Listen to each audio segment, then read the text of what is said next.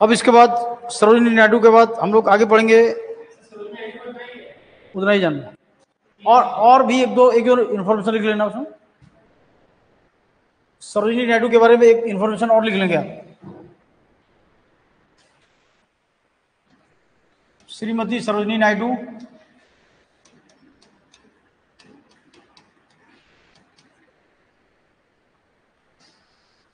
was the first woman governor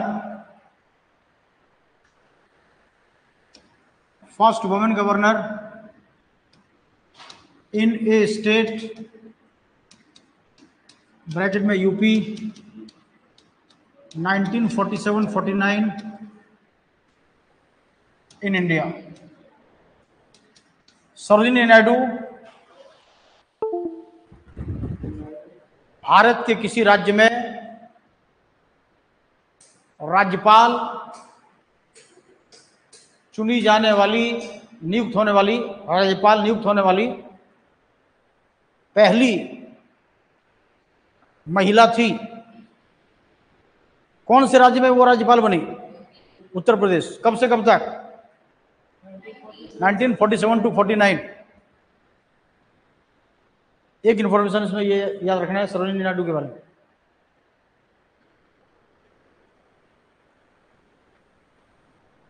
इसके बाद आगे नोट करेंगे आप, पंडित Motilal Nehru.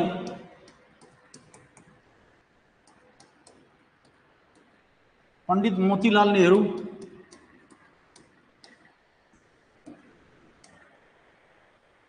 was the president of Congress in 1928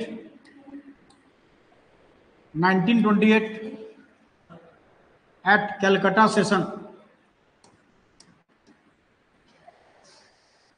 During this session,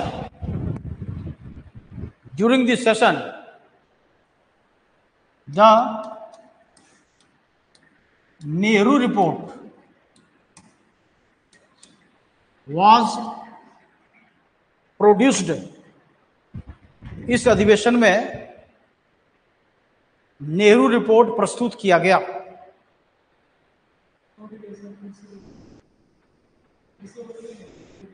during this session, वो तो लिख दिया ना, Motilal Nehru was the president of Indian national Congress in 1928 in Calcutta session.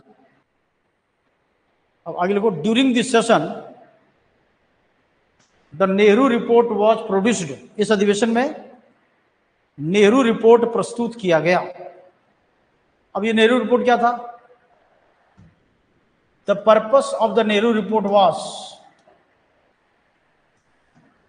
The purpose of the Nehru report was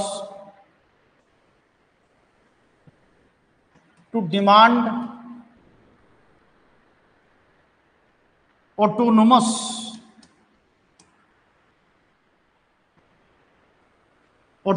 status, to demand autonomous status for the princely states,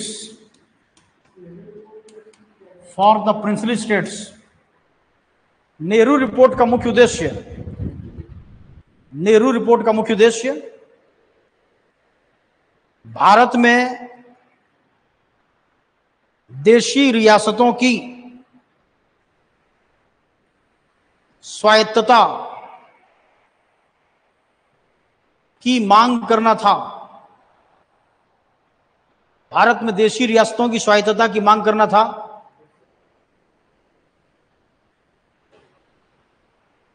देशी रियासतों की स्वायत्तता की मांग करना था।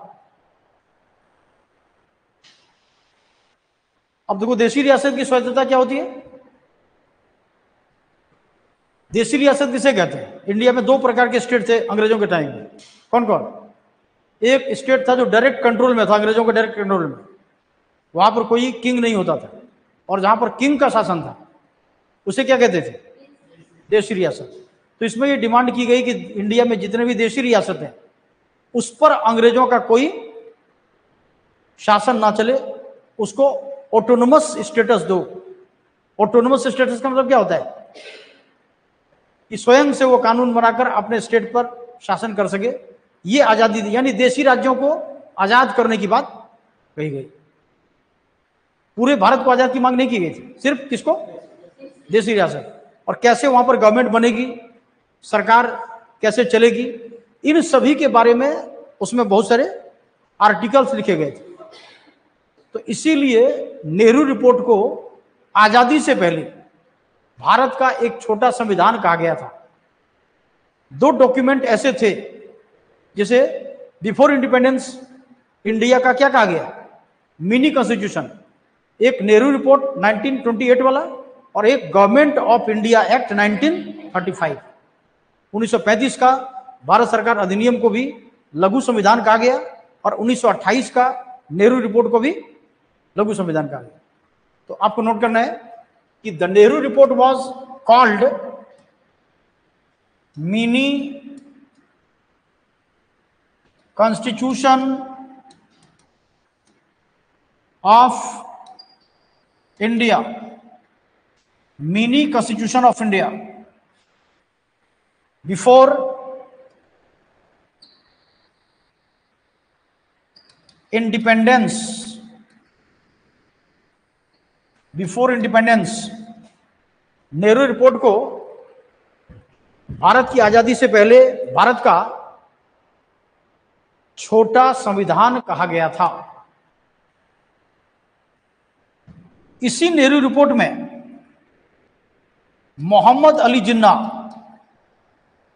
चाहता था कि मुसलमानों को अलग से अधिकार मिले, ठीक है। तो उसने क्या किया, मुसलमानों को अलग से अधिकार दिलाने के लिए उसने 14 पॉइंट्स लिखे। 14 पॉइंट्स ऐसा था जो किसको अधिकार दिलाने की बात कर रहा था? मुसलमानों को। तो these 14 points were related to the Muslims right, related to the Muslims rights. यह 14 सूत्री कार्यक्रम मुसलमानों के अधिकारों से संबंधित था। यह 14 सूत्री कार्यक्रम मुसलमानों के अधिकारों से संबंधित था। जिन्ना नेहरू रिपोर्ट में मुसलमानों के अधिकारों से संबंधित 14 सूत्री, जिन्ना मुसलमानों के अधिकारों से संबंधित 14 सूत्री कार्यक्रम को शामिल करना चाहते थे, शामिल करना चाहते थे। But it was not accepted by the Congress, but it was not accepted by the Congress. परंतु इसे कांग्रेस के द्वारा स्वीकार नहीं किया गया, कांग्रेस के द्वारा स्वीकार नहीं किया गया। As a result Jinnah resigned from the Congress. As a result, जिन्ना resigned from the Congress. और इसी के परिणाम स्वरूप क्या किया उसने? कांग्रेस से इस्तीफा दे दिया। इसके बाद वो फाइनली मुस्लिम लीग का काम करना शुरू कर दिया। जिन्ना पेशे से एडवोकेट था, वो भी काफी शौकीन मिजाज का था। पंडित जवाहरलाल नेहरू जैसा ही था वो भी। भारत का जो विभाजन हुआ है, अगर रूट कॉज को देखा जाए तो क्या कारण था इसका? एनमिटी बिटवीन नेहरू एंड जिन्ना। क्योंकि दोनों ही इंडिया का प्राइम मिनिस्टर बनना चाहता था। देश एक और पीएम दो, कैसे होगा?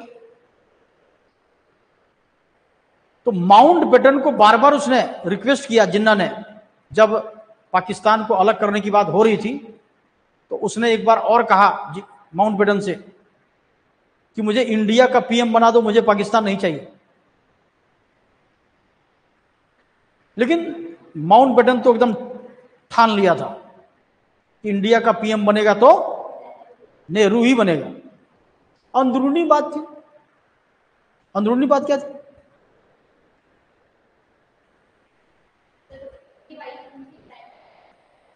बिल्कुल सही।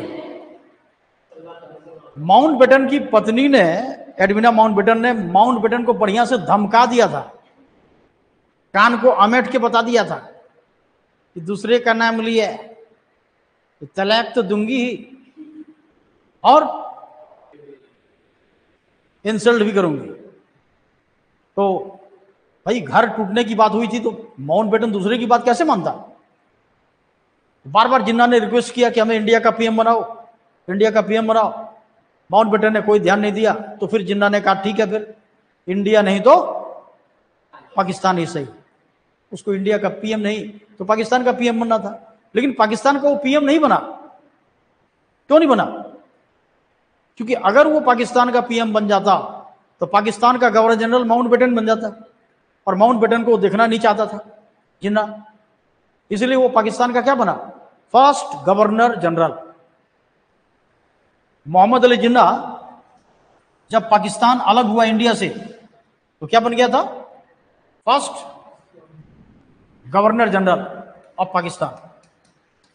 First governor general of Pakistan. Pakistan का पहला governor general.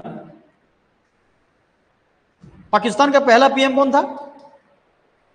First PM of Pakistan Liaquat Ali. First PM of Pakistan was Liaquat Ali, Liaquat Ali Khan. Pakistan का प्रथम प्रधानमंत्री लियाकत अली खान था, लियाकत अली खान। और ये जो लियाकत अली खान आप देख रहे हैं, ये इंडिया का पहला फाइनेंस मिनिस्टर था। 1914 में, 1946 में जब इंटरिम गवर्नमेंट बनी, 1946 में जब इंटरिम गवर्नमेंट बनी तो उसमें पंडित जवाहरलाल नेहरू के मंत्रिमंडल में वित्त मंत्री, फाइनेंस मिनिस्टर किसको बनाया गया था? लियाकत अली खान। तो जो पाकिस्तान का पहला प्राइम मिनिस्टर बना वो इंडिया का पहला क्या था? Finance minister. क्योंकि पाकिस्तान 1947 में बना है और फाइनेंस मिनिस्टर इंडिया का ये कब था? 1946 में था। तो इसको याद रखेंगे आप। और पाकिस्तान का पहला गवर्नर जनरल कौन था? पहला गवर्नर जनरल मोहम्मद अली जिन्ना। मोहम्मद अली जिन्ना को गांधी जी कायदे आजम कहता था। कायदे आजम यानी जिन्ना को जो कायदे आजम की उपाधि मिली है, ये उपाधि किसने दी? महात्मा गांधी ने। तो आप नोट करेंगे कि मोहम्मद अली जिन्ना वाज रिगार्डेड एज कायदा ए आजम, कायदा ए आजम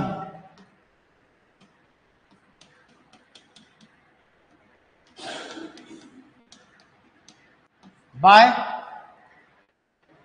महात्मा गांधी। मोहम्मद अली जिन्ना को कायदे आजम महात्मा गांधी ने कहा था। महात्मा गांधी ने कहा था,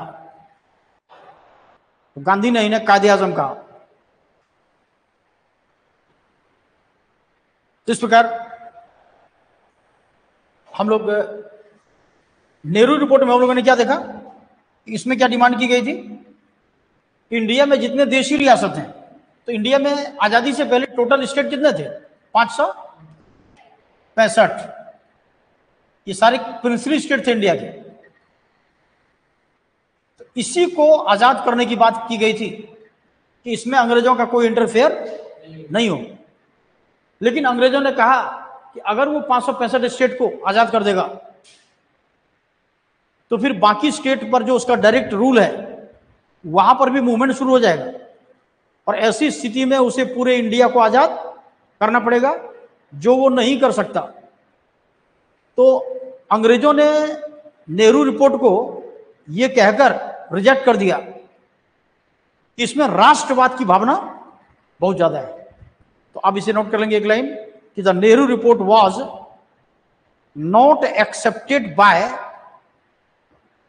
the British due to extreme nationalism, due to extreme nationalism.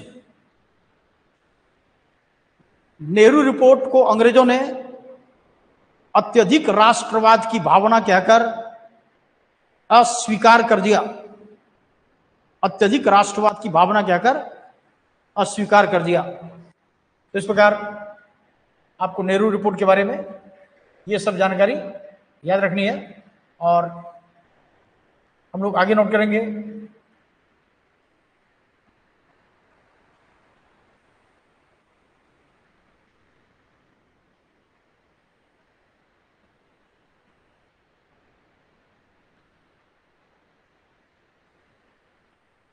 इसके बाद आपको लिखना है पंडित जवाहरलाल नेहरू। हाँ, Pandit Jawaharlal Nehru in 1929 at Lahore session.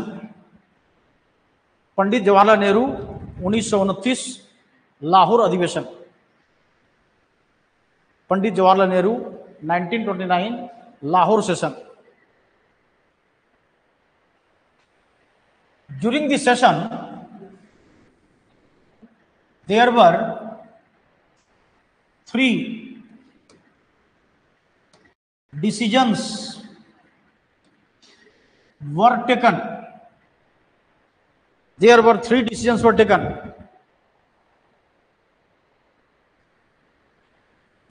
They were the complete independence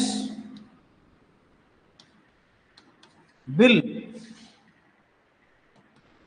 was passed. Complete independence bill was passed. पूर्ण स्वराज प्रस्ताव पास कर दिया गया। पूर्ण स्वराज प्रस्ताव पास कर दिया गया।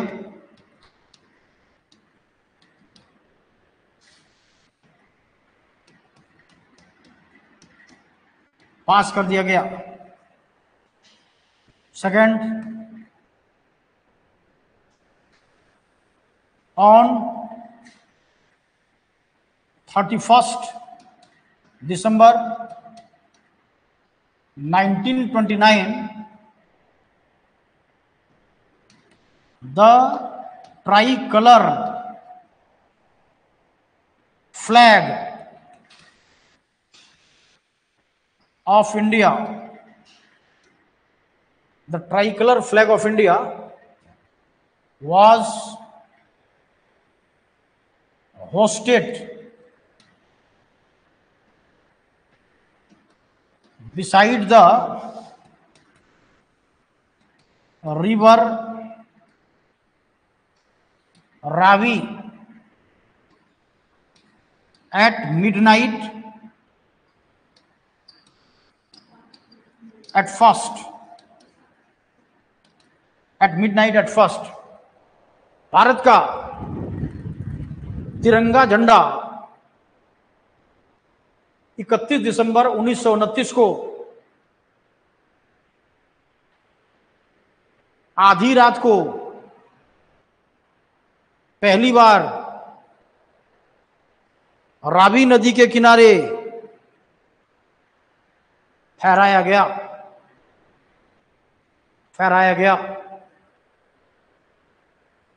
Third, it was declared to celebrate. It was declared to celebrate on 26 January 1930 as the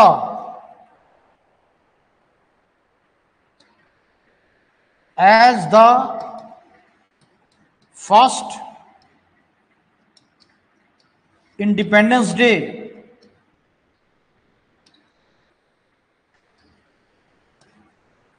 of India. 26 जनवरी 1930 को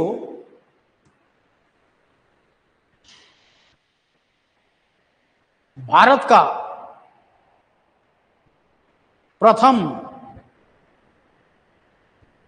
स्वतंत्रता दिवस मनाने की घोषणा की गई। प्रथम स्वतंत्रता दिवस मनाने की घोषणा की गई। तो इस प्रकार हम लोग इसे याद रखेंगे कि 3 डिसीजन लाहौर सेशन में लिया गया। पहला कौन सा डिसीजन था? पूर्ण स्वराज प्रस्ताव, यानी अब सिर्फ 565 नहीं, बल्कि जो ब्रिटिश के अंडर में डायरेक्ट रूल स्टेट है वो भी चाहिए। यानी अब कंप्लीट इंडिपेंडेंस चाहिए मुझे। पूरे भारत को आजाद करने की मांग की गई। पहली बार कांग्रेस बायकॉट के मैटर पर अब एक हो गई। आपने देखा कि बायकॉट के ही मैटर पर 1907 में कांग्रेस अलग हो गया था। एक बन गया एक्सट्रीमिस्ट, एक बन गया मॉडरेट। लेकिन अब जितने भी तरह के लीडर थे उसमें, चाहे वो लिबरल लीडर हो, चाहे वो एक्सट्रीमिस्ट लीडर हो, सब ने कहा कि अंग्रेजों को अब भगाएंगे ही। अब भगाना हमारा सबसे पहला काम है। और इसीलिए यह भी कहा गया कि अब जब तक हमें आजादी नहीं मिलती है तब तक हम लोग 26 जनवरी को झंडा फहराते रहेंगे, इंडिपेंडेंस डे मनाते रहेंगे। और पहला इंडिपेंडेंस डे मनाएंगे कब? 26 जनवरी 1930 को। लेकिन जिस दिन यह डिसीजन हुआ उस दिन डेट क्या थी? 31 दिसंबर 1929। अब झंडा जो फहराया जाएगा वो झंडा कैसा होगा, इस पर भी डिसीजन लेना था। तो इस पर भी डिसीजन, झंडा इंडिया का कौन सा होगा, तो वो होगा ट्राई कलर, तिरंगा झंडा। और इस तिरंगे झंडे का डिजाइन जो बनाया गया वो किसके द्वारा बनाया गया? The tricolour flag of India. The tricolour flag of India was designed by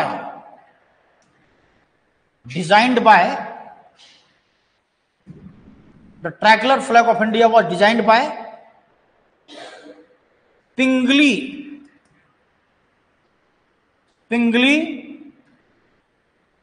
Venkaiah of Hyderabad. Pingali Venkaiah of Hyderabad. Bharat का तिरंगा झंडा का डिजाइन हैदराबाद के डिजाइनर पिंगली वेंकैया के द्वारा बनाया गया था। इसी ने झंडे का 3 कलर का सिलेक्शन किया। झंडे का 3 कलर कौन कौन सा है? सबसे ऊपर कौन सा कलर है? सैफ्रॉन।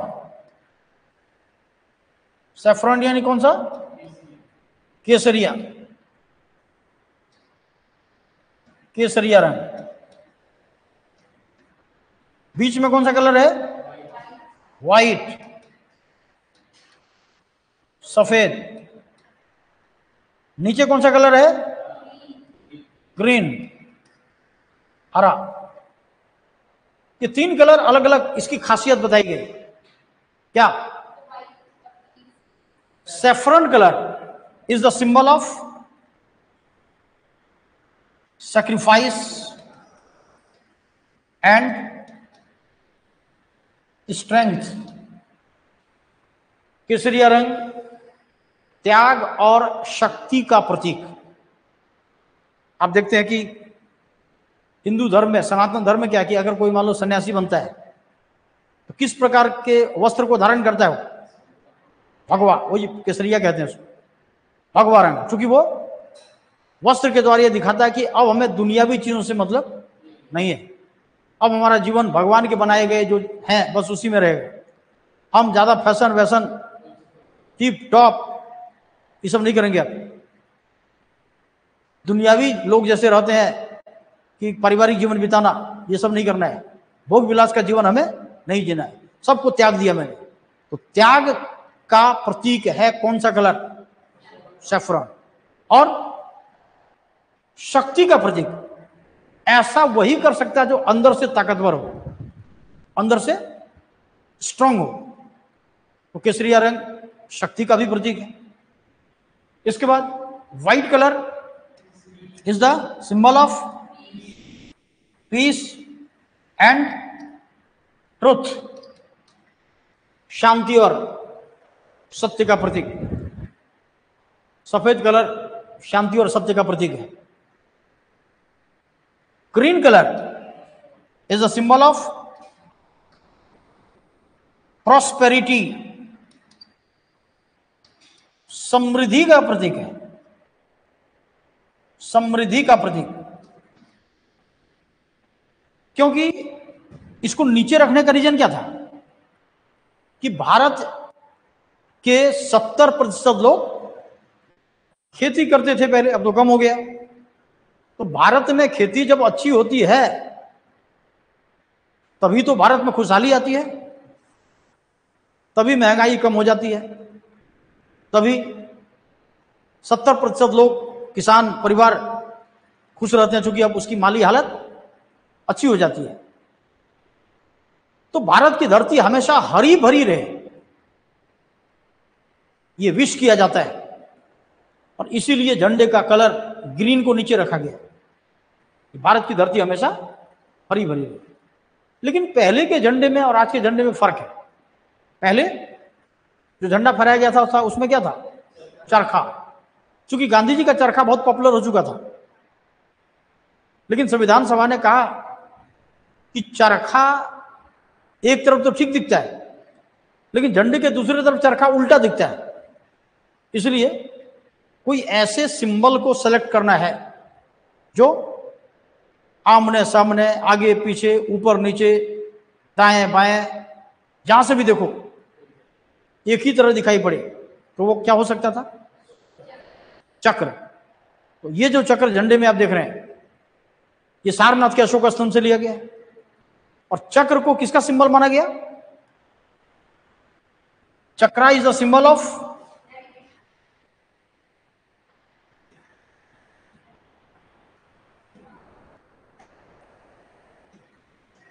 इसमें टोटल 24 स्पॉक्स बने हुए हैं। It is the symbol of justice. Chakra is the symbol of justice. चक्र न्याय का प्रतीक है, चक्र न्याय का प्रतीक है। और इसमें जो 24 स्पॉक्स आप देख रहे हैं, ये किसका सिंबल है? 24 आवर्स।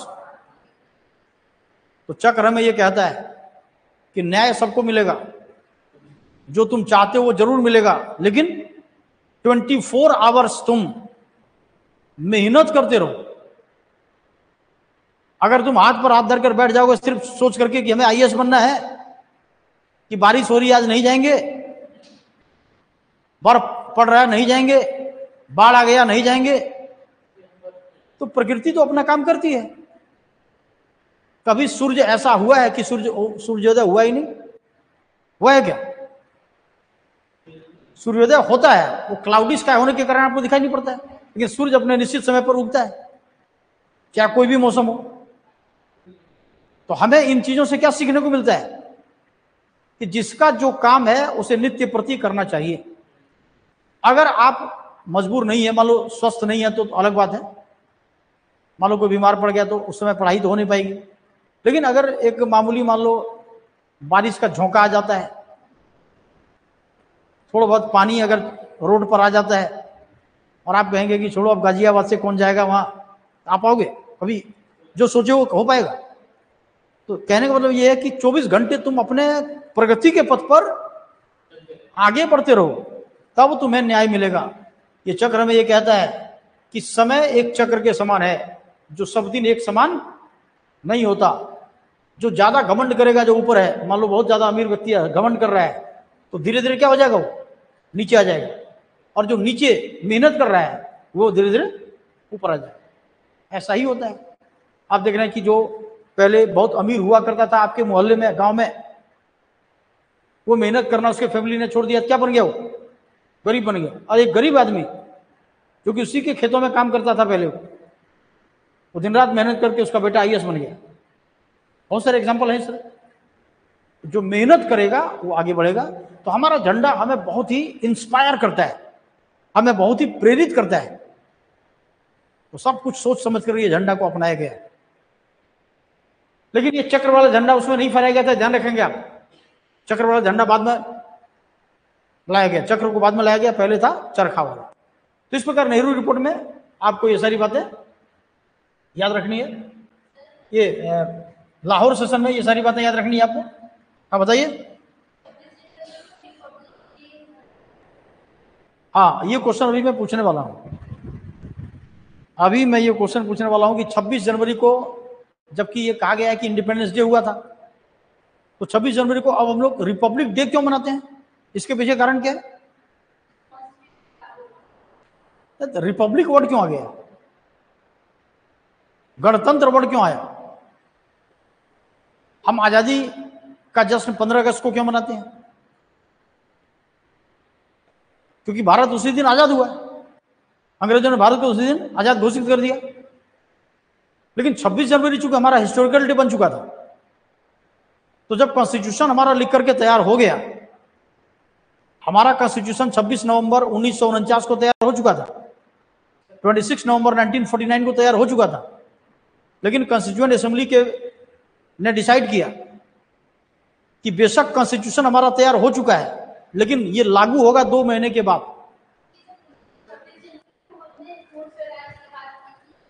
हाँ, क्योंकि 26 जनवरी को हमें यादगार बनाना था, उसको लोग भूले नहीं, इसीलिए 26 जनवरी 1950 को कॉन्स्टिट्यूशन इंप्लीमेंट किया गया और उसी दिन से इंडिया एक रिपब्लिक कंट्री के रूप में डिक्लेयर हो गया।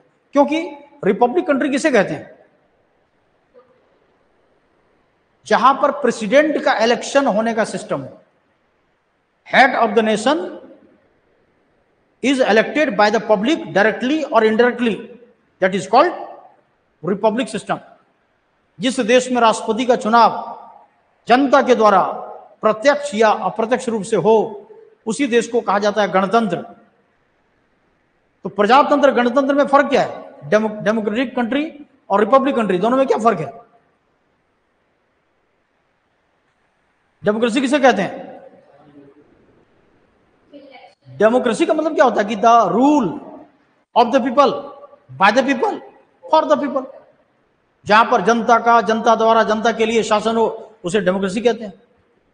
लेकिन सभी डेमोक्रेटिक कंट्री रिपब्लिक कंट्री नहीं होता है। रिपब्लिक कंट्री उसी को कहते हैं जहां पर हेड ऑफ द नेशन यानी प्रेसिडेंट पब्लिक के द्वारा, चाहे वो डायरेक्ट या इनडायरेक्ट, इलेक्ट होता हो। जैसे इंडिया को हम कौन सा कंट्री कहेंगे? ये डेमोक्रेटिक भी है, रिपब्लिक भी है। जो भी रिपब्लिक कंट्री होगा वो डेमोक्रेटिक भी होगा, क्योंकि जब इलेक्ट होने की बात आती है, चुनाव करने की बात जब आती है, तो पब्लिक को वोट देने का राइट है क्या? नहीं। तो जो कंट्री रिपब्लिक है वो डेमोक्रेटिक होगा। लेकिन जो कंट्री डेमोक्रेटिक है, कोई जरूरी नहीं है कि वो रिपब्लिक होगा। जैसे England, England is the democratic country, but England is not republic. Why? Because the head of the nation of England is called king और queen, and they are not elected by the public. पूर्ण public के द्वारा, जहां पर king या queen होता है वो तो खानदानी पद होता है, वहां पर पब्लिक कोई चुनाव से उसको वोट देकर चुनती नहीं है। तो बेशक इंग्लैंड में डेमोक्रेटिक सिस्टम है, लेकिन वहां पर रिपब्लिक नहीं है। लेकिन जिस कंट्री में रिपब्लिक सिस्टम होगा वहां पर डेमोक्रेटिक भी होगा। जैसे अमेरिका क्या है, रिपब्लिक भी है, डेमोक्रेटिक भी है। रसिया क्या है, रिपब्लिक भी है, डेमोक्रेटिक भी है, क्योंकि प्रेसिडेंट वहां पर भी है। तो जहां जहां प्रेसिडेंट है वो रिपब्लिक कंट्री भी है और डेमोक्रेटिक कंट्री भी है। जहां पर अगर किंग या क्वीन का सिस्टम है तो वो उसको कहा जाएगा मोनार्किकल, वो मोनार्किकल हो गया, राजतंत्र हो गया। लेकिन प्राइम मिनिस्टर भी वहां पर है तो डेमोक्रेटिक हो गया। ठीक है, ये फर्क है। तो 26 जनवरी 1950 को कॉन्स्टिट्यूशन के लागू होने के कारण ही उस दिन से इंडिया क्या बन गया, एक रिपब्लिक कंट्री बन गया। ठीक है, आया समझ में? क्या नहीं? पंडित नेहरू के बारे में एक दो बातें और आप याद रखेंगे। पंडित नेहरू के संबंध में आप लोगों को कुछ और बातें याद रखनी है। पंडित जवाहरलाल नेहरू,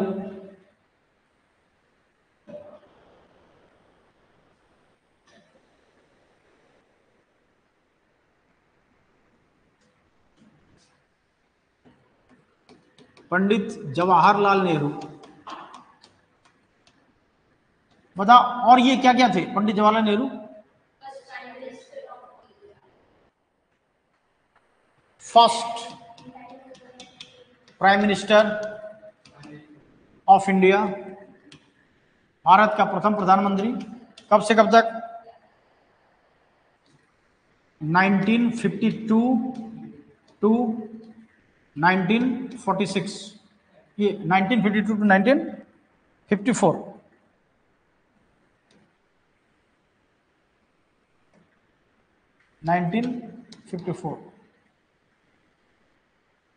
ये सॉरी, इसमें हम लोग याद रखेंगे कि 64, क्योंकि इसके बाद आ गया लाल बहादुर शास्त्री, मैंने भारत का पहला प्रधानमंत्री जो 1952 से लेकर 1964 तक रहा।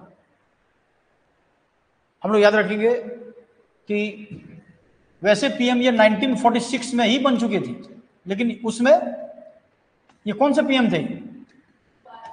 इंटरिम गवर्नमेंट थी। इंटरिम गवर्नमेंट किसे कहते हैं?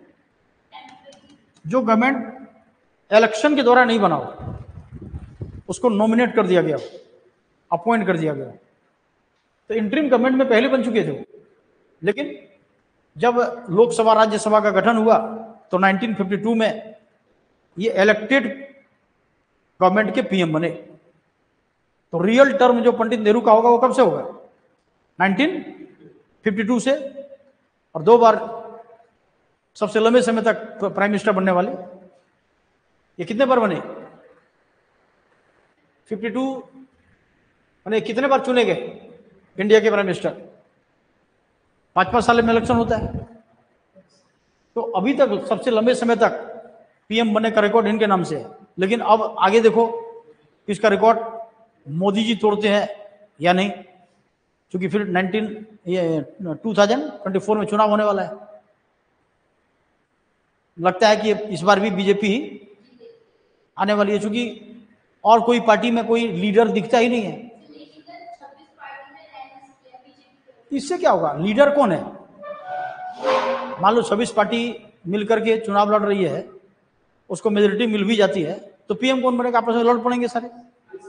ममता बनर्जी कहेगी कि मैं बनूंगी, और राहुल गांधी उधर अलग है, नीतीश कुमार अलग है, तो फिर गवर्नमेंट कोई बना ही नहीं पाएगा। जनता परेशान हो जाएगी कि भाई गवर्नमेंट भी नहीं बनी, बेकार उसको वोट दिए। इसलिए वो सब झंझट हटाओ, बीजेपी को ही वोट दो, क्योंकि जनता चाहती है कि भाई एक स्ट्रांग गवर्नमेंट बने जिससे कि आगे देश का विकास हो सके। हाँ, अगर उसमें एक लीडर अच्छा सा हो जाए तो फिर पासा पलट सकता है। जो डायनेमिक लीडर हो, जो जनता की नजर में लगे कि नहीं ये सबसे योग्य है, तो फिर पासा पलट जाएगा। नीतीश कुमार मान लो पीएम के रूप में कैंडिडेट माना भी गया, लेकिन सभी नहीं मान रहा है उसको, सभी उसको सपोर्ट नहीं कर रहे हैं। केजरीवाल इधर अलग अपना मन में ख्याली पुलाव पका रहे हैं कि मुझे भी पीएम बनना है। तो ऐसी हालत में कोई पीएम का कैंडिडेट उधर दिखता नहीं है। जो भी जनता का अपना मन है, जहां पर वोट देना है। हाँ, योगी तो रहेगा ही, योगी कहने जाएगा। योगी के जैसा सीएम तो अगर हर स्टेट में हो जाए तो देश जो है फिर से एक बार सोने की चिड़िया बन जाएगी, क्योंकि जो कहता है वही करता है। एकदम ताली ठोक के बोलता है कि मिट्टी में मिला दूंगा, मिला दिया। भाई इतना साहस किसके पास है? इतना तो कोई बोल ही नहीं सकता कुछ, वो भी सदन में सबके सामने है, धमका करके बोल देता है और 4-5 दिन के बाद काम कर देता है। हाँ, तो इसलिए पब्लिक ने उसको सपोर्ट किया, क्योंकि उसने कोई गलत काम नहीं किया है। उसने वैसे व्यक्ति को मान लो मिट्टी में मिलाया जो कि मिलने वाला ही था। कानून उसको फांसी की सजा देती, दूसरा कोई सजा ही नहीं है, तो इसलिए वो समय लगता है, लेकिन पहले ही मिल गया।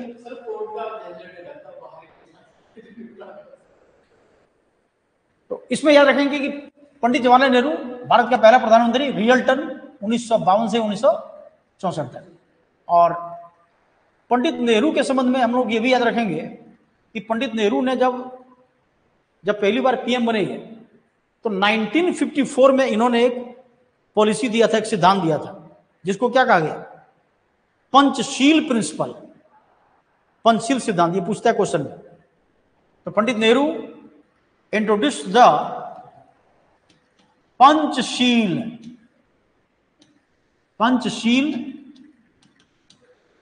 Principles, Panchsheel principles in 1954। Pandit Nehru ने 1954 में पंचशील सिद्धांत दिया था, पंचशील सिद्धांत दिया था। अब ये पंचशील सिद्धांत क्या है?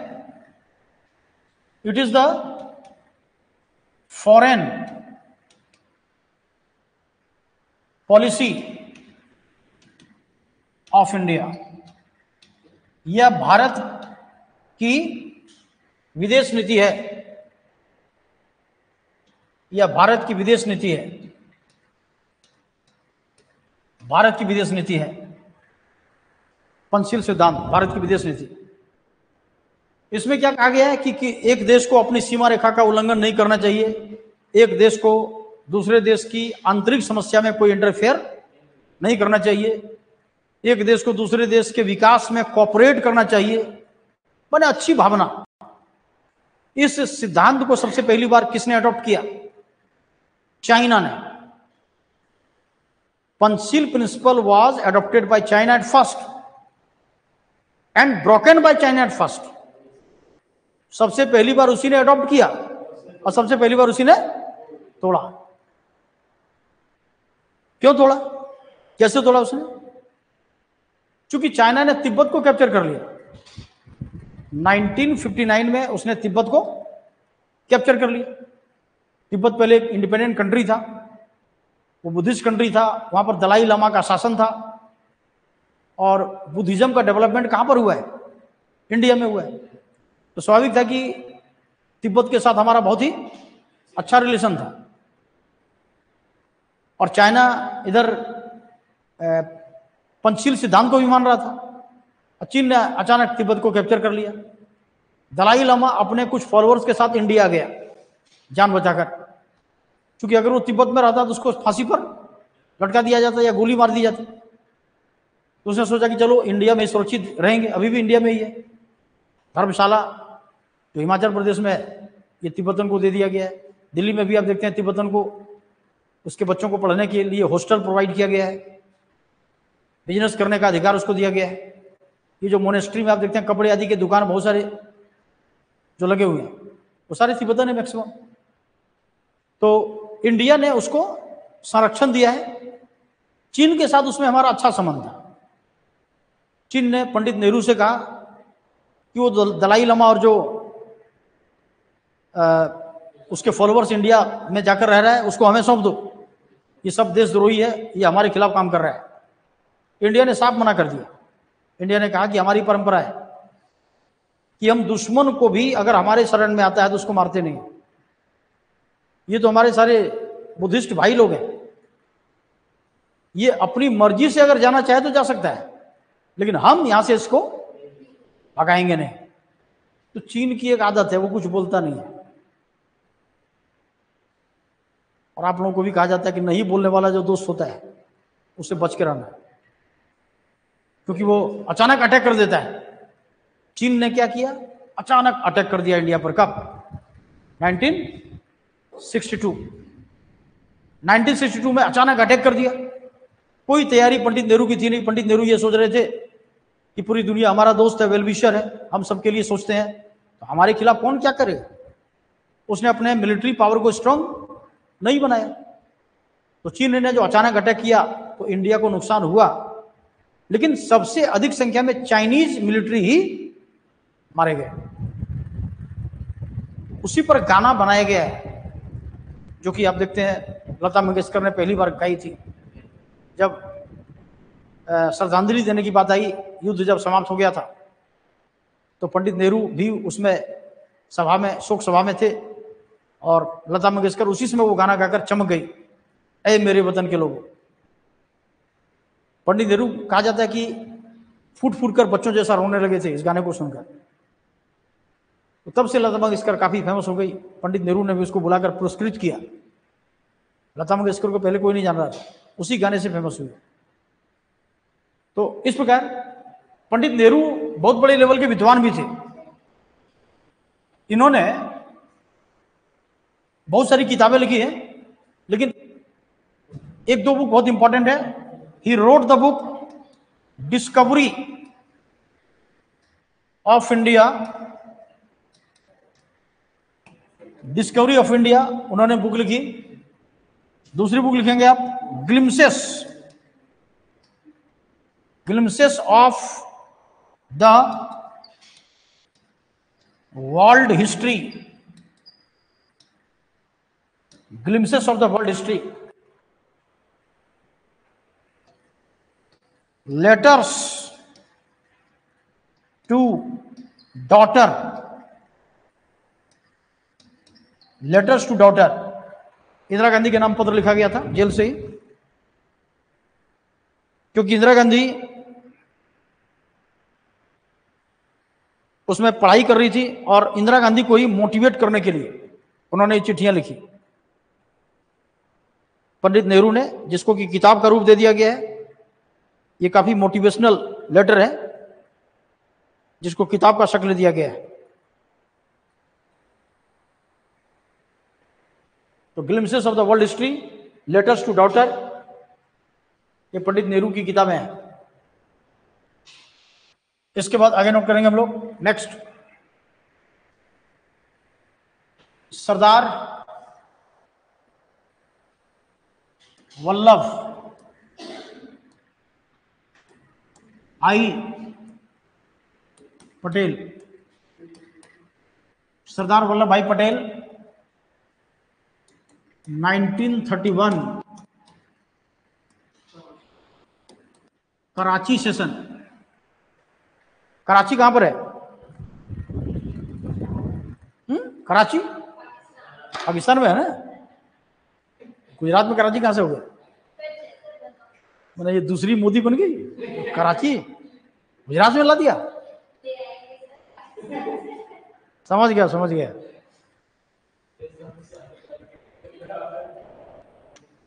ये कट्टर मोदी भक्त है ये, है?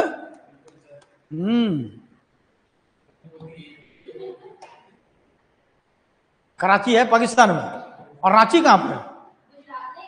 कोई गुजरात नहीं है। तुम्हारा घर क्या है? गुजरात घर है क्या? यूपी घर है? सबको गुजरात में भेज रहे हो। तो कराची में सेशन हुआ कांग्रेस का और प्रेसिडेंट कौन चुना गया? वल्लभ भाई पटेल। हम लोग याद रखेंगे during this session the fundamental rights bill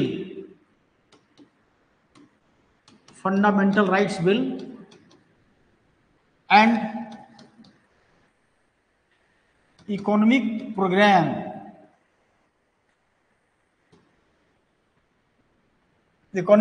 bill were passed. इस अधिवेशन में मौलिक अधिकार का प्रस्ताव और आर्थिक कार्यक्रम का प्रस्ताव पास किया गया। मौलिक अधिकार का प्रस्ताव और आर्थिक कार्यक्रम का प्रस्ताव पास किया गया। आपको याद रखनी है कि पहली बार फंडामेंटल राइट क्या क्या होना चाहिए इस पर डिसीजन लिया गया और इसी को कॉन्स्टिट्यूशन में बाद में जोड़ा गया। सरदार पटेल के बारे में कुछ जानकारी आपको याद रखनी है। Sardar Patel was regarded as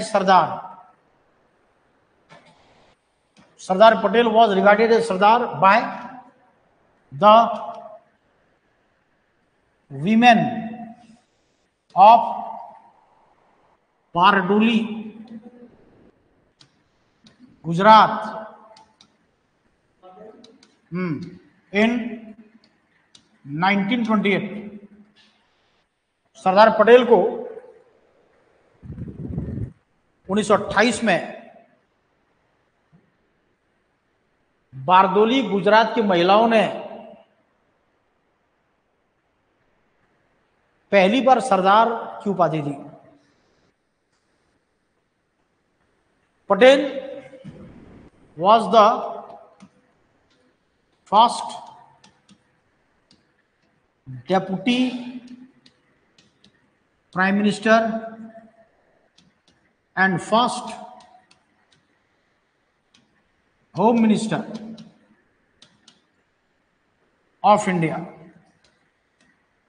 Bharat का प्रथम उप प्रधानमंत्री एवं प्रथम गृह मंत्री सरदार पटेल, प्रथम गृह मंत्री सरदार पटेल।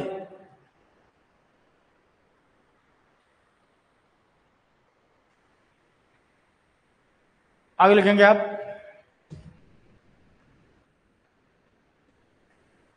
सरदार Patel is regarded as iron man of India, Bharat का लौह पुरुष, iron man of India, Bharat का लौह पुरुष। Also he is called Bismarck of India. इन्हें भारत का बिस्मार्क कहा गया, भारत का बिस्मार्क कहा गया। बिस्मार्क कौन था? Bismarck was the father of unification of Germany. Bismarck was the father of unification, father of unification of Germany.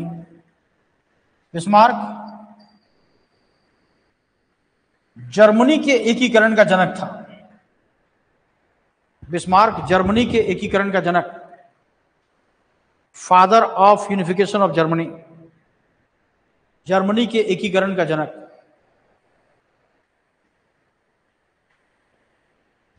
तो जिस प्रकार जर्मनी पहले बिखरा हुआ था छोटे छोटे स्टेट में, उन सभी स्टेट को मिलाकर उसने क्या बना दिया? एक कंट्री के रूप में। जस्ट वही काम किसने किया इंडिया के लिए? पटेल ने।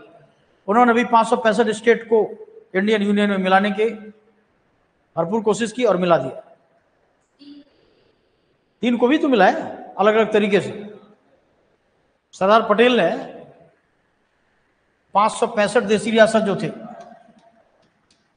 इसमें से 562 को तो मिला दिया, लेकिन 3 स्टेट को बाद में उसने अलग अलग तरीके से मिलाया। जैसे 3 स्टेट में कौन कौन सा था?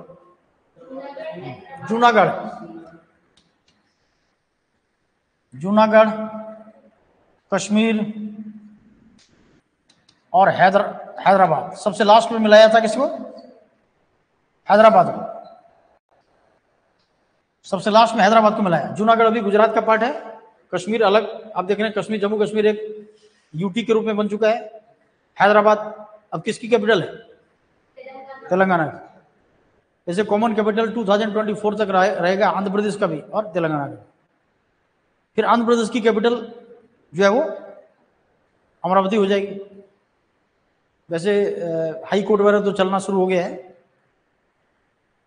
तो इस प्रकार इस तीनों को भी उसने बाद में मिलाया, इसलिए उनका कंपैरिजन किसे किया गया है? बिस्मार्क से। इन्हें कहा गया बिस्मार्क ऑफ इंडिया, भारत का बिस्मार्क।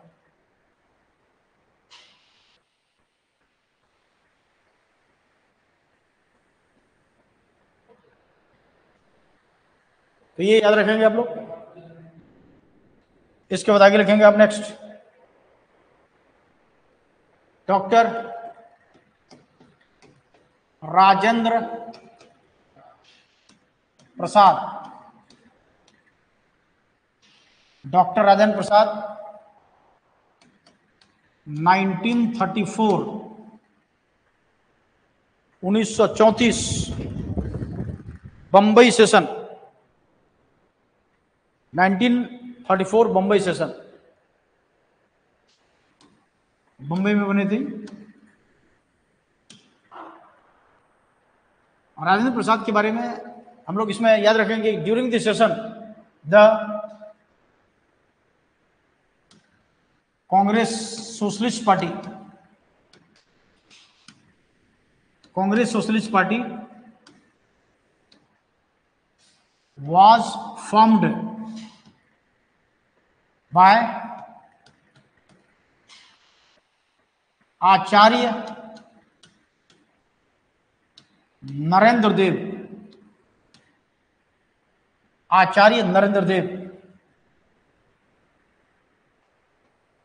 कांग्रेस समाजवादी पार्टी की स्थापना आचार्य नरेंद्र देव के द्वारा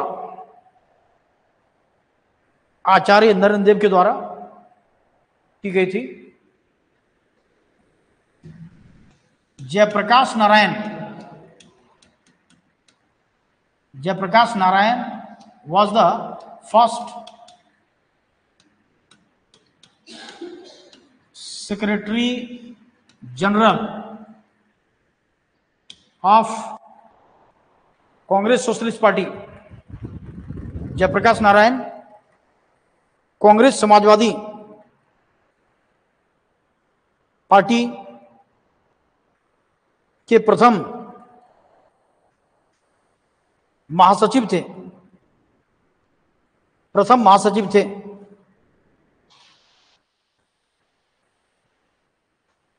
इस प्रकार हम लोग याद रखेंगे कि the first meeting of Congress socialist party was held in the first meeting of Congress socialist party was held in Patna. Congress समाजवादी पार्टी की पहली बैठक पटना में हुई थी।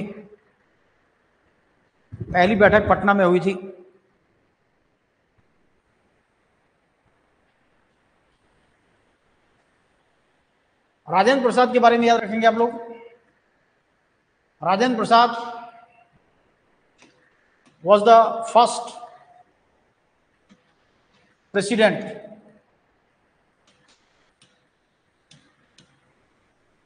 of India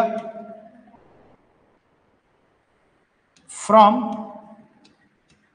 1950 to 1962। भारत के प्रथम राष्ट्रपति 1950 से 62 तक 2 बार लगातार बनने वाले, मैंने अभी तक 2 बार प्रेसिडेंट इंडिया का इनके अलावा कोई भी नहीं बना है। लेकिन वाइस प्रेसिडेंट 2 बार 2 व्यक्ति बन चुका है। कौन कौन? एक doctor S Radhakrishnan first vice president 2 बार बने, और दूसरा मोहम्मद हामिद अंसारी 2 बार। राजेंद्र प्रसाद के संबंध में आप ये भी जानते हैं कि he was also the first permanent president of the Constituent Assembly of India। वे भारतीय संविधान सभा के प्रथम स्थायी अध्यक्ष भी थे, प्रथम स्थायी अध्यक्ष थे। सच्चिदानंद सिन्हा, डॉक्टर सच्चिदानंद सिन्हा। आपको याद रखनी है कि 1946 में राजेंद्र प्रसाद इंटरिम गवर्नमेंट में फर्स्ट एग्रीकल्चर मिनिस्टर भी होने थे।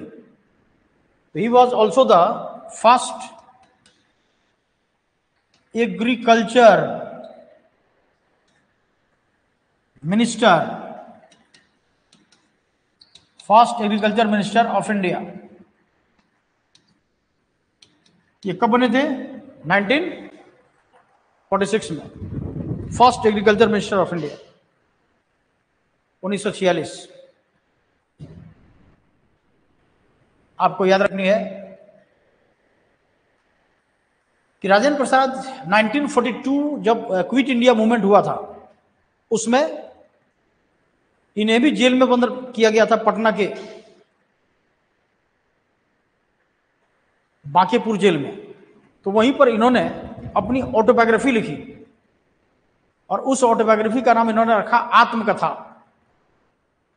तो ही रोट हिज ऑटोबायोग्राफी,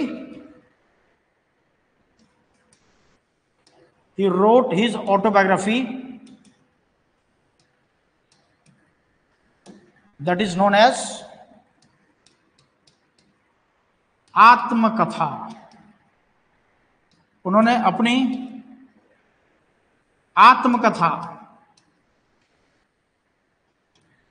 आत्मकथा के नाम से लिखी एट बांकीपुर जेल।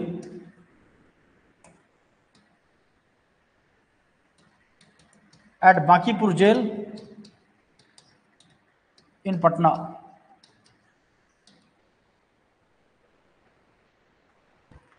पटना के बांकीपुर जेल में इन्होंने अपनी आत्मकथा लिखी।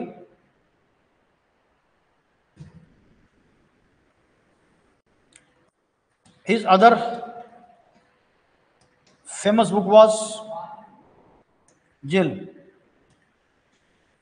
India Divided। इनकी दूसरी महत्वपूर्ण पुस्तक का नाम इंडिया डिवाइडेड है।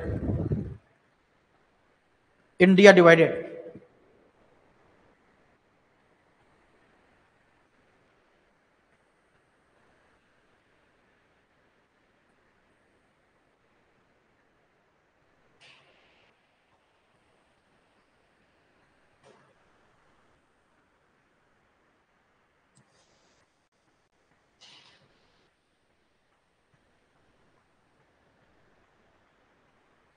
लिख लिया? आगे लिखेंगे आप सुभाष चंद्र बोस।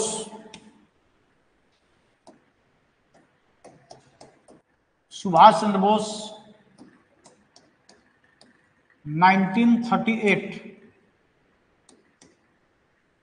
हरिपुरा एंड 1939 त्रिपुरी।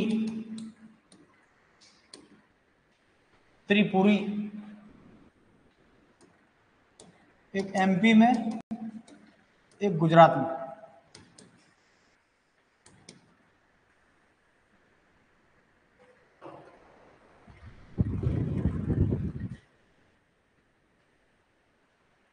आपको याद रखनी है कि जब 1939 में दूसरी बार ये जब चुने गए, तो गांधी जी सुभाष चंद्र बोस को जिताना नहीं चाहते थे। गांधी जी का कैंडिडेट था पट्टाभी सीतारामैया। तो पट्टाभी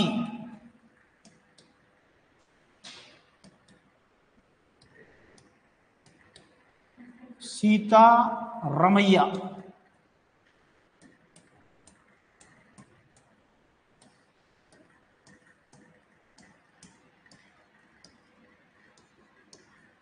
पट्टाभी सीतारामैया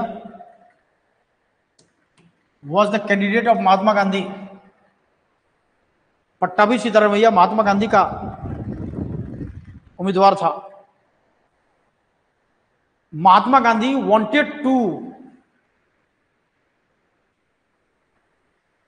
इसमें याद रखेंगे आप कि पट्टाभी सीतारामैया गांधी जी का कैंडिडेट था और महात्मा गांधी चाहता था कि सुभाष चंद्र बोस हार जाए। Mahatma Gandhi wanted to defeat Subhash Chandra Bose in the election and to win his candidate Pattabhi Sitaramayya. तो गांधी जी सुभाष चंद्र बोस को हराना चाहता था और किसको जिताना चाहता था? अपने कैंडिडेट को। But Subhash Chandra Bose defeated Sitaramayya in the election. लेकिन सुभाष चंद्र बोस ने सीतारामैया को चुनाव में हरा दिया। इससे गांधी जी नाराज हो गया और गांधी जी ने नाराज होकर कहा कि सीतारामैया की हार मेरी हार। तो सुभाष चंद्र बोस को लगा कि जब गांधी जैसा लीडर हमें सपोर्ट नहीं कर रहा है, क्योंकि गांधी जी उसमें बहुत पॉपुलर थे लोगों में, तो सुभाष चंद्र बोस को लगा कि अगर गांधी सपोर्ट नहीं कर रहा है तो फ्यूचर में अगर हम कुछ भी डिसाइड करना चाहेंगे कांग्रेस में तो वो नहीं कर पाएंगे। इसीलिए क्यों नहीं कांग्रेस से रिजाइन नहीं करो। तो इसलिए आप लोग याद रखेंगे कि Subhash Chandra Bose resigned from the Congress due to protest of Mahatma Gandhi. Subhash Chandra Bose resigned from the Congress due to protest of Mahatma Gandhi. Subhash Chandra Bose Gandhi ji के विरोध के कारण कांग्रेस से इस्तीफा दे दिया था, कांग्रेस से इस्तीफा दे दिया था। तो कांग्रेस से इस्तीफा देने का काम सुभाष चंद्र बोस ने क्यों किया? Because Gandhi ji didn't support him, Gandhi ji ने सपोर्ट नहीं किया।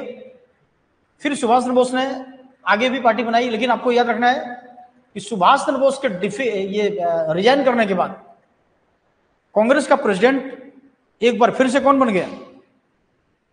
डॉक्टर राजेंद्र प्रसाद। आपको नोट करना है कि doctor Rajendra Prasad was reelected. Doctor Rajendra Prasad was reelected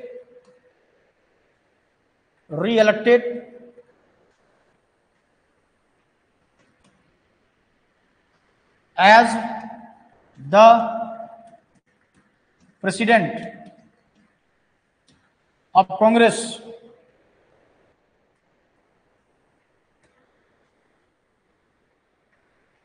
doctor Rajendra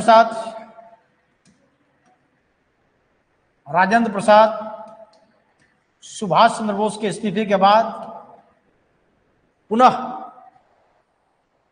Congress के अध्यक्ष बने थे। ठीक है, आपको याद रखनी है कि इसके बाद सुभाष चंद्र बोस ने क्या किया। तो सुभाष चंद्र बोस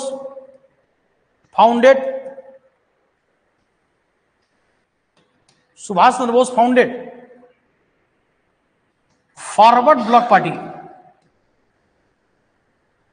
फॉरवर्ड ब्लॉक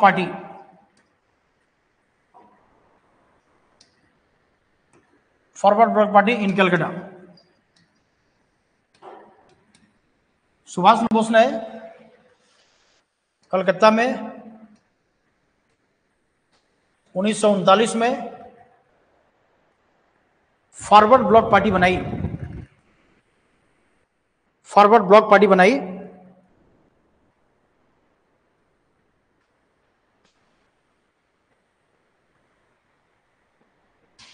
तो ये आपको याद रखनी है।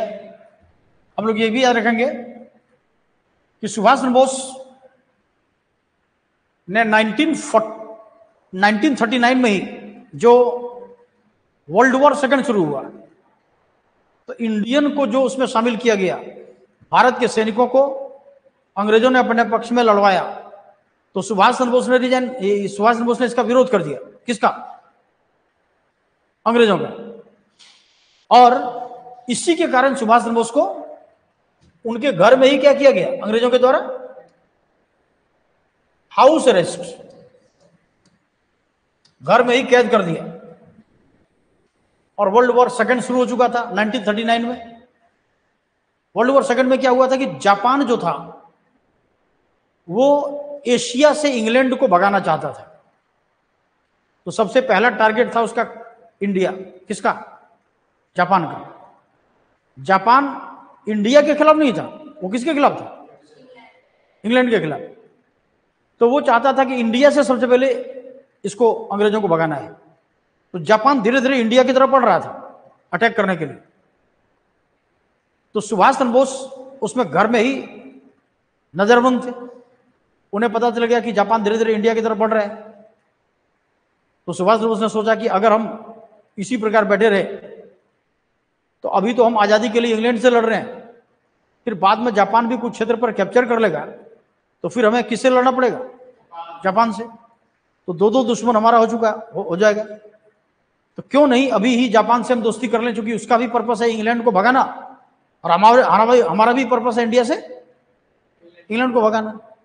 तो इसीलिए सुभाष चंद्र बोस एक मौलवी का भेष बनाया और वो काबुल चला गया। काबुल में पहले एम्बेसी हुआ करता था, यहीं पर वीजा पासपोर्ट बनता था। एक्चुअली सुभाष चंद्र बोस को जाना था रसिया,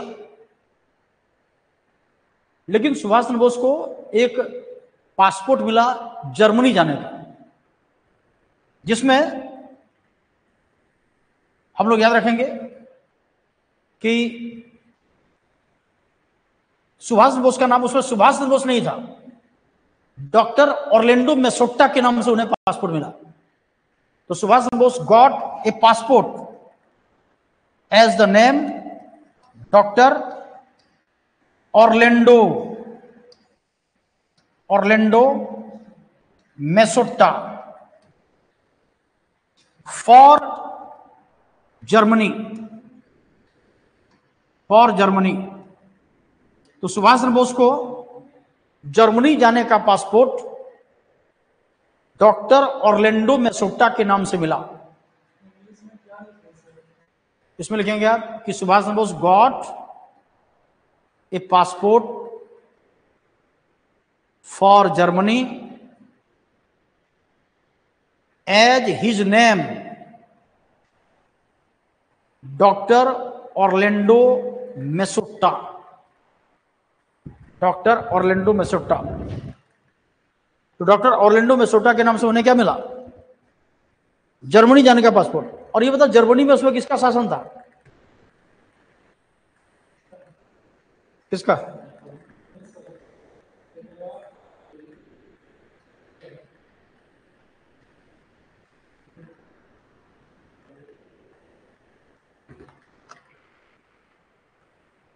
जर्मनी में किसका शासन था? Adolf Hitler. हिटलर का नाम सुन के ही लोग हार्ट अटैक हो जाता था, क्योंकि हिटलर खूंखार नहीं था, लेकिन उसकी पॉलिसी जो थी बहुत ही खूंखार। लेकिन हिटलर से जब सुभाष चंद्र बोस जाकर मिला तो हिटलर ने सुभाष चंद्र बोस का खूब स्वागत किया और जर्मनी में ही रहने के लिए उसे सुविधाएं दी गई। सुभाष चंद्र बोस कुछ सालों तक जर्मनी में ही रहा। वो जो निकला था कलकत्ता से बाहर 1941 में, ईयर याद रखेंगे आप, और जर्मनी पहुंचा। यहां पर हिटलर ने उन्हें स्वागत किया। हिटलर, सुभाष चंद्र बोस का विवाह भी जर्मन लड़की से हुआ। सुभाष चंद्र बोस की एक बेटी भी है जिसका नाम है अनीता, वो जर्मनी में ही रहती है। फिर हिटलर ने ही सुभाष चंद्र बोस को कहा कि वो जापान से भी जाकर मिले। तो सुभाष चंद्र बोस इसके बाद जर्मनी से 1943 में सिंगापुर आ गया, सिंगापुर, और सिंगापुर उसमें जापान के कब्जे में था। सिंगापुर किसके कब्जे में था? जापान के कब्जे में। यहीं पर सुभाष चंद्र बोस की मुलाकात होती है, किससे? तो जापानीज पीएम जिसका नाम था तोजो,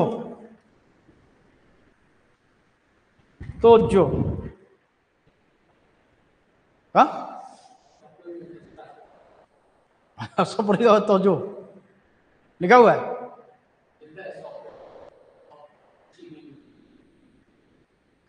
तोजो नाम है उसका, मीठा लगता है। तो तोजो से मुलाकात हुई। तोजो ने सुभाष चंद्र बोस को पूरा सपोर्ट किया। वर्ल्ड वॉर सेकंड चल रहा था, तो बहुत सारे इंडियन मिलिट्रीज को उसने जेल में बंद करके रखा था। लगभग 3000 सिपाही जेल में बंद थे। तो सुभाष चंद्र बोस के सपोर्ट में तोजो ने उन इंडियन सोल्जर्स को छोड़ दिया, और सुभाष चंद्र बोस सिंगापुर में ही किसमें शामिल हो गए? Indian national army, Azad Hind फौज।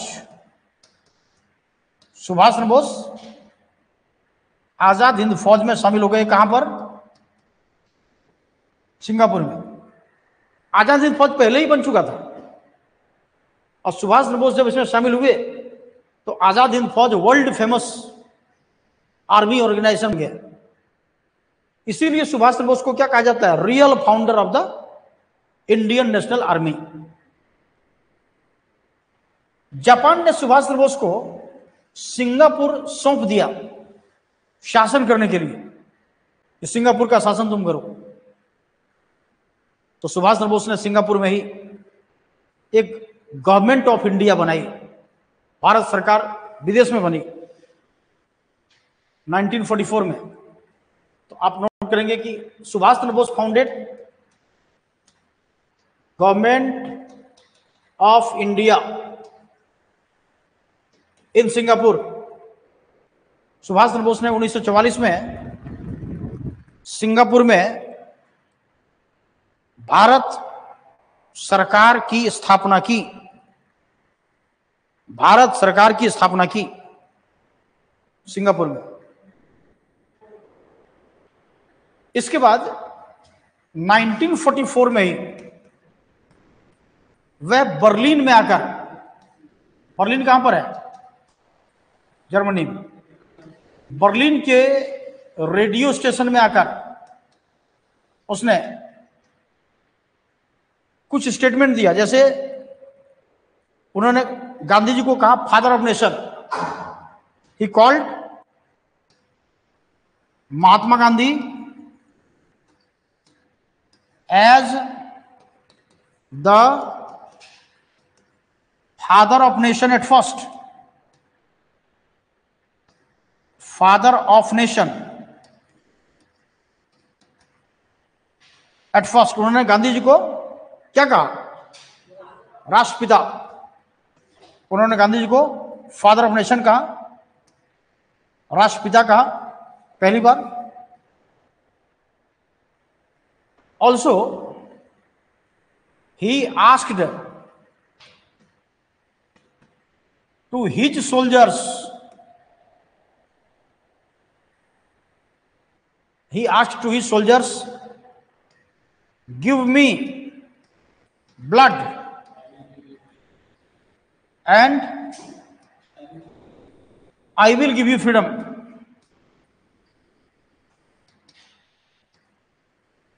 I will give you freedom. उन्होंने आजाद हिंद फौज के सिपाहियों से कहा कि तुम मुझे खून दो, मैं तुम्हें आजादी दूंगा। तीसरी बात याद रखेंगे आप, he used या he raised a slogan, He raised a slogan, Jai Hind.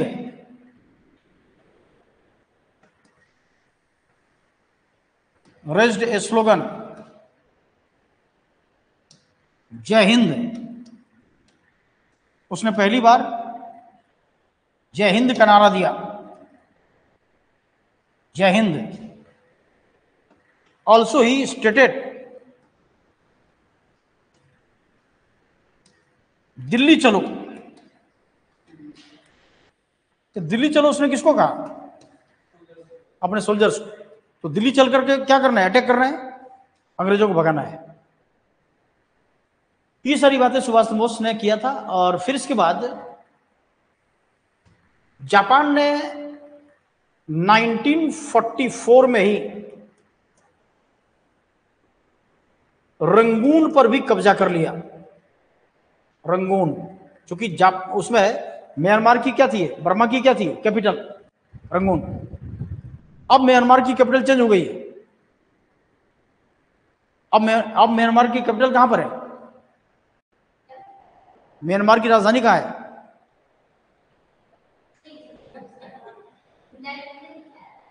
ठीक ठीक ठीक, म्यांमार। आपने क्या बोला? Capital of Myanmar. आपने तो सही बोला, हाँ, नेपी दाव। तो 2005 में चेंज हो गया। पहले था रंगून, अब रंगून का भी नाम चेंज हो गया, यंगोन हो गया है। तो पहले रंगून कैपिटल हुआ करती थी। तो जापान ने रंगून को भी अपने कब्जे में ले लिया, और यह भी सुभाष चंद्र बोस को ही दे दिया शासन करने के लिए। तो सुभाष चंद्र बोस ने अपना हेडक्वार्टर ट्रांसफर कर दिया। कहां से कहां? सिंगापुर से रंगून। कब किया? 1944। तो आप इसे नोट कर लेंगे कि the headquarter of Subhash Chandra Bose, the headquarter of the government of India was transferred from Singapore to Rangoon by Subhash Chandra Bose. Subhash Chandra Bose ने अपना मुख्यालय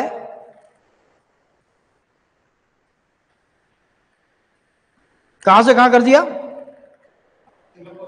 सिंगापुर से रंगून।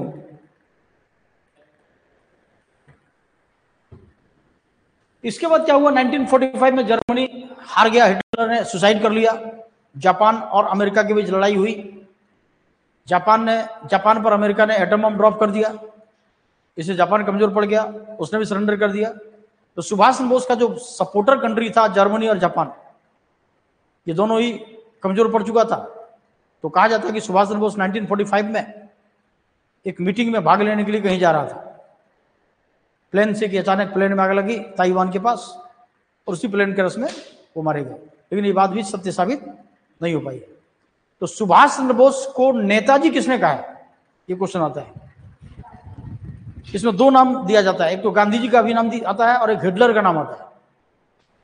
तो गांधी जी ने पहले नेताजी कहा होगा, और बाद में वही नेताजी रिपीट किया किसने? हिटलर ने। तो अब दोनों का नाम याद रखना कि Subhash Chandra Bose was called Netaji by Mahatma Gandhi and Adolf Hitler. Mahatma Gandhi and Adolf Hitler. Subhash Chandra Bose को महात्मा गांधी एवं एडोल्फ हिटलर ने नेताजी कहा था, नेताजी कहा था। The autobiography of Subhash Chandra Bose is known as, the autobiography of Subhash Chandra Bose is known as Indian struggle. Subhash Chandra Bose की आत्मकथा की पुस्तक का नाम इंडियन स्ट्रगल है, Indian struggle.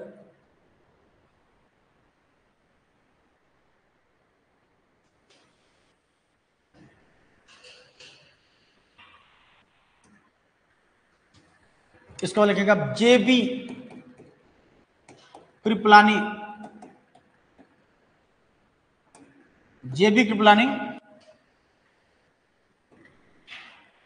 1946 and 1947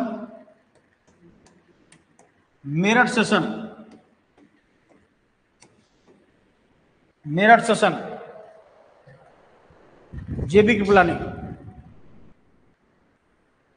He was the president of Congress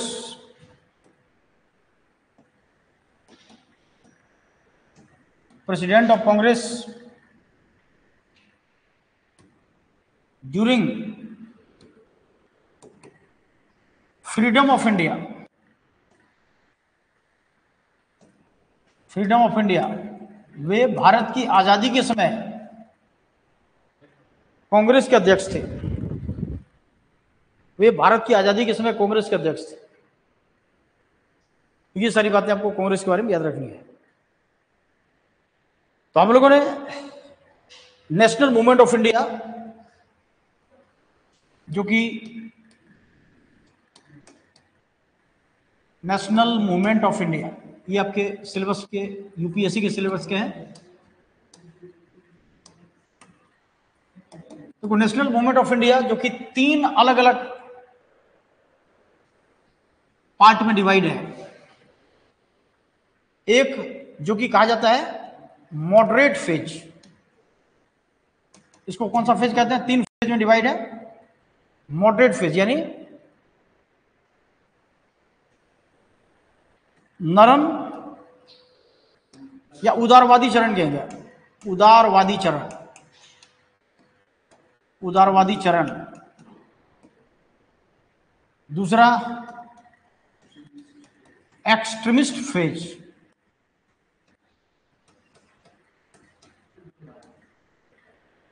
इसको कहेंगे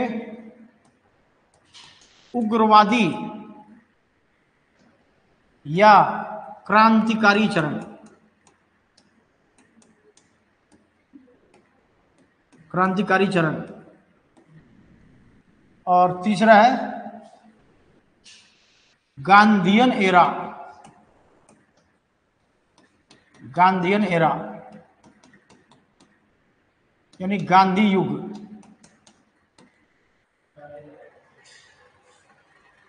मॉडरेट फेज जो कि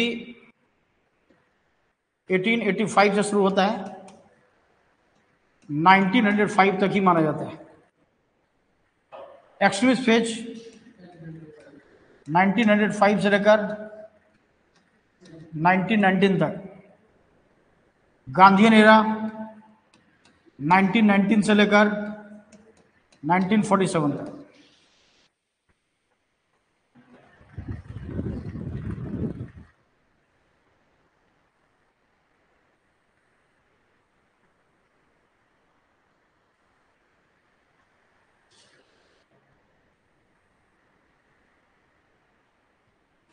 इसमें हम लोग बेसिकली जो टॉपिक था वो पढ़ चुके हैं। आईएनसी के बारे में ये कंप्लीट हो चुका है। अब ये एक्सट्रीमिस्ट फेज और गांधी एरा बचा है। यहां से हम लोग शुरू करेंगे पार्टीशन ऑफ बंगाल, यानी इसमें जो हम लोग डिस्कस करेंगे इसे नोट कर लेते हैं। ये पहले आपने नोट कर लिया, ये नोट कर लिया। तो अब जो हम लोग शुरू करेंगे कौन सा फेज? मॉडरेट फेज खत्म हो गया, कौन सा फेज है? Extremist phase.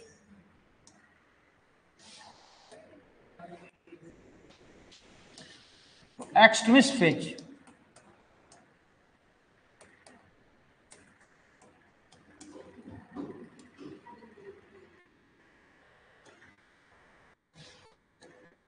उन्नीस 1905 से लेकर 1919 तक। इसमें हम लोग जो पढ़ेंगे वो है भंग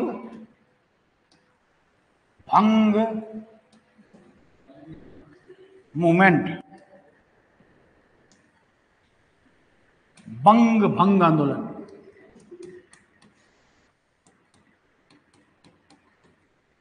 भंग आंदोलन 1905। स्वदेशी एंड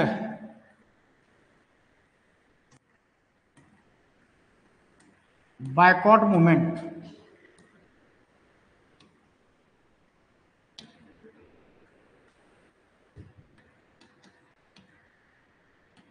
स्वदेशी तथा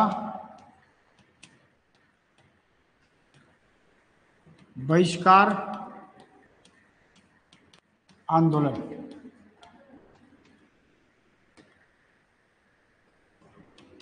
नाइनटीन 1905। नेक्स्ट, इसके बाद establishment of Muslim league. Muslim league की स्थापना 1906। मुस्लिम लीग की स्थापना 1906। नेक्स्ट, सूरत स्प्लिट, सूरत विभाजन 1907।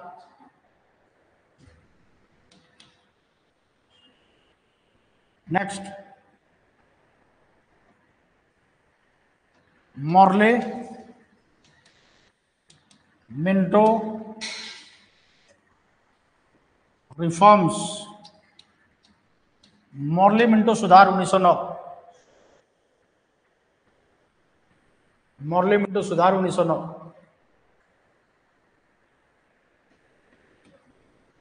नेक्स्ट,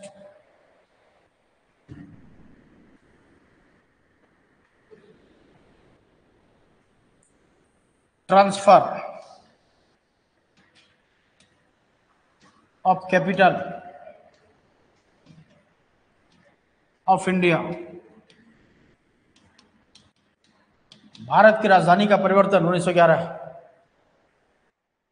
भारत की राजधानी का परिवर्तन 1911।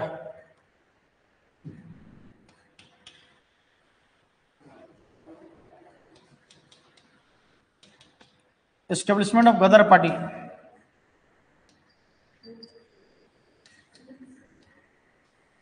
गदर पार्टी की स्थापना 1913।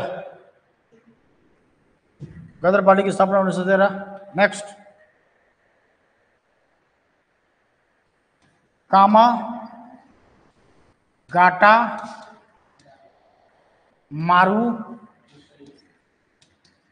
इंसिडेंट। कामा गाटा मारू की घटना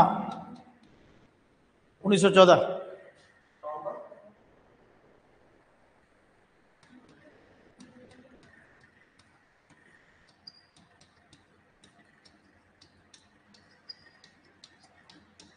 कामा गाटा मारू की घटना 1914।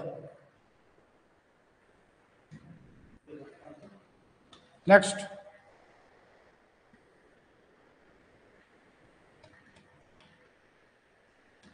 Home rule movement.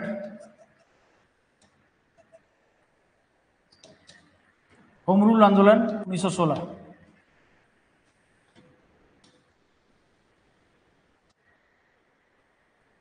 Next,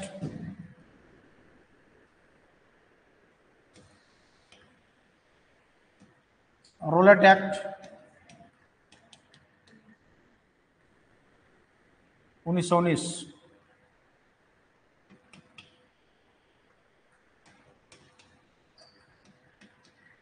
Jallianwala Bagh tragedy. Jallianwala Bagh की घटना 1919।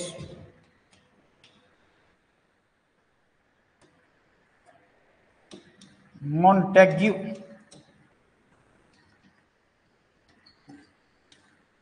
Chelmsford reforms.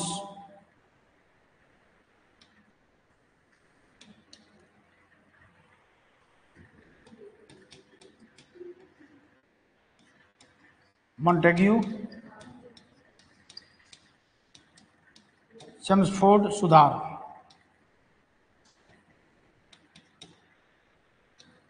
तो पहले हम लोग इतना डिस्कस करेंगे। इसमें 12 टॉपिक आपके हैं।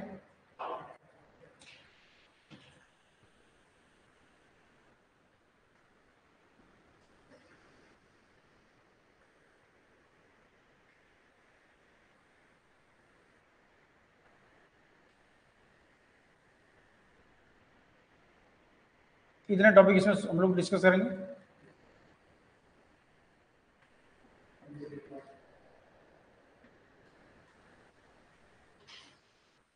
एक एक करके, ठीक है? तो ये हम लोग कब करेंगे? अगली क्लास में। आज यहीं तक।